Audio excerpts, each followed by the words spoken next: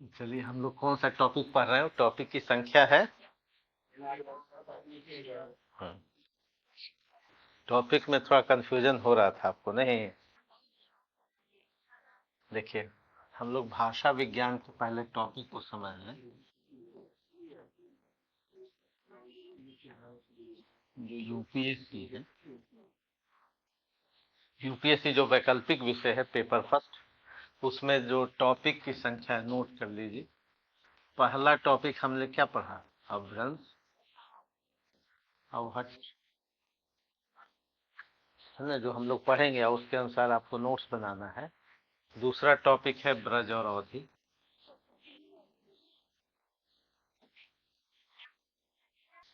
इस हिसाब से अब अपने नोट्स बनाएंगे।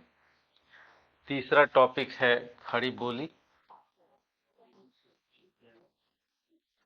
ऐसे ही जो सवाल पूछे जाएंगे, खड़ी बोली सिद्धनाथ से लेकर के दक्षिणी हिंदी तक, सिद्धनाथ से लेकर के दक्षिणी हिंदी। चौथा टॉपिक है 19वीं सदी में खड़ी बोली।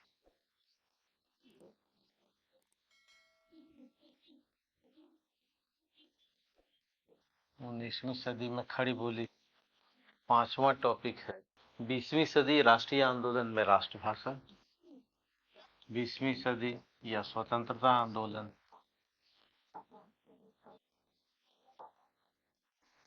राष्ट्रभाषा का विकास। छठा टॉपिक है राजभाषा, ऑफिशियल लैंग्वेज, राजभाषा के संवैधानिक प्रावधान। सातवां टॉपिक है लिपि।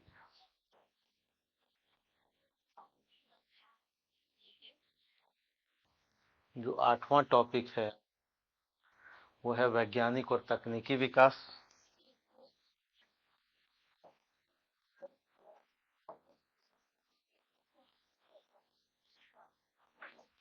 वैज्ञानिक और तकनीकी विकास। नाइन्थ टॉपिक है बोलियां और संबंध, हिंदी की बोलियां।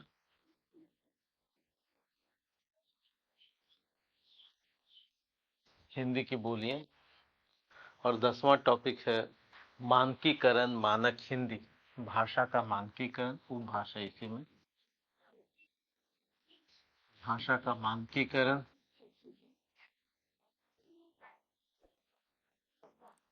और मानक हिंदी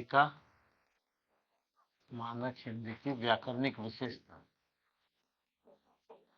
अब इस टॉपिक को आगे पीछे कर सकते हैं, इतना ही पढ़ना है ना? जो सिलेबस को हम लोगों ने जो साइंटिफिक आधार पर बांटा है, अब इसको आगे पीछे आप कर सकते हैं। इसमें टोटल सिलेबस है ना? हाँ, भाषा खंड का टोटल सिलेबस। तो इस आधार पर इसको आगे पीछे 1 2 में चेंज, मान ले कि वैज्ञानिक तकनीक को लास्ट में रख सकते हैं, है ना? लेकिन जो लिपि एक साथ हम लोगों ने पढ़ा, वैज्ञानिक तकनीकी विकास एक साथ, हिंदी की बोलियां एक साथ, भाषा का मानकीकरण।